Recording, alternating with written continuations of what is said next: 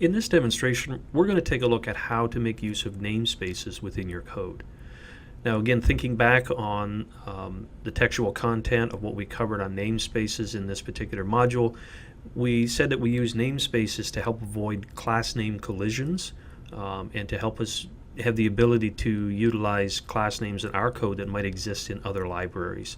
And as an example, I have the math.h or the math header file brought into my application. Now this is the standard C standard library math header file, and this includes all kinds of functions for doing trigonometric things such as sine, cosine, tangent.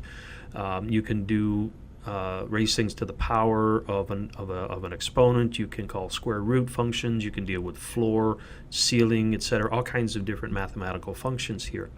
And this comes in the C standard library, and you may have a need to include this in some of your application code. We'll talk a little bit about how this creates a potential conflict in just a moment, but I wanted to give you an example of how we utilize some of that code. So from the math header file, I've actually done an include statement up here, which is CMath, and for C++ we typically bring this in, and it includes some macros, but ultimately it brings in this math.header file for us with all of that functionality. We'll cover this one in just a moment when we see the little special math class that I've created for this instance. Now in our main function, I have two different lines that are calling some mathematical functions out of that math header file, one for square root and one for power. So we'll raise 2 to the power of 4. And if I execute that code, you'll see that indeed this information does print out correctly on the screen. So once the code executes, the square root of 2.3 is displayed, and then 2 raised to the power of 4 is indeed 16.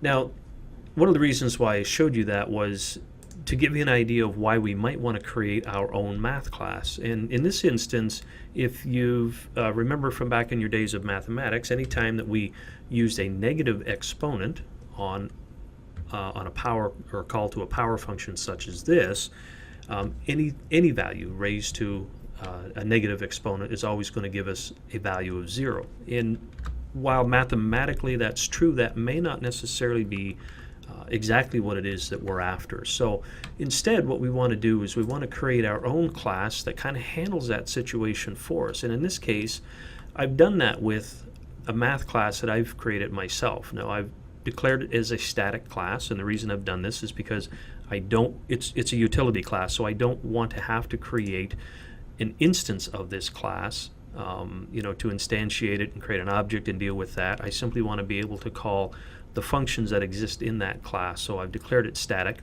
and I've created one static method that's public inside of it, and it's called pow. So I'm going to create my own function to raise a value to an exponent. And as we take a look at it, you'll see that this one I'm particularly going to return an integer value, and I'm going to accept 2 integer values coming in.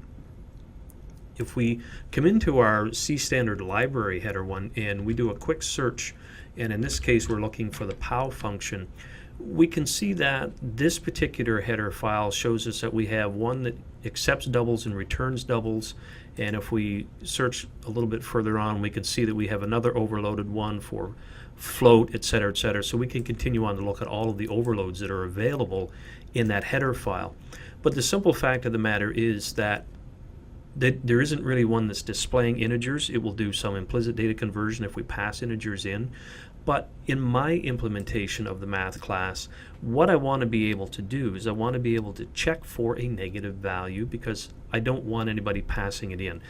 We could go into any number of reasons for why this might be. I could be creating a calculator application for students to understand how to work with exponents, and we didn't want to deal with the negative values. So really all I've done here is inside my pow function, where I'm accepting an integer for the value and an integer for the exponent, I'm doing one little quick check to make sure that my exponent value is greater than 0. If it is, I'll do the formula for calculating the power or raising that value to the exponent that's passed in. But if it's not greater than 0, then I'm going to output a message to the user saying you should only enter positive values for this exponent. So really all I've done is just created some code. It's a contrived scenario just to show you how we can use two classes that have the same name and a function that exists in two separate classes of the same name, but how the compiler will know through the use of namespaces which one I'm specifically calling. So let's get back to our driver program, namespaces.cpp, and in here I actually have some code that I'm going to uncomment, and this code will allow us to work with the two separate power functions that we have. So I'll continue to call the math.h, the C standard library POW function in math.h here. And down here you'll notice that what I'm going to do is I'm going to call my version of math.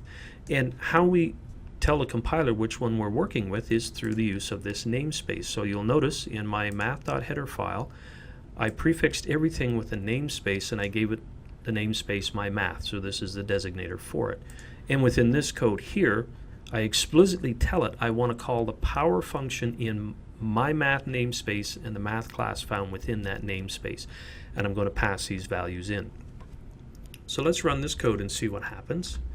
And we build the application and then it runs in the background, and you'll see that because we passed in that negative value, it comes back and tells us please enter only positive values for the exponent. Now I've put this little output of line in here as well just to simply indicate that we are in fact inside that power function. It didn't exist in the math or the standard C library math function for POW. So in other words, it turned in the what it was that we were expecting it to do. So I'll remove that negative value. Let's just do another Control F5 to run the application again. And you'll see that I didn't pass in a negative value this time, but you can also see that indeed the compiler knew which power function to call because of that namespace code that we've entered in there. Now to give you an idea of how the namespaces work, you may have seen some of the demos where we have using namespace std or the standard namespace here.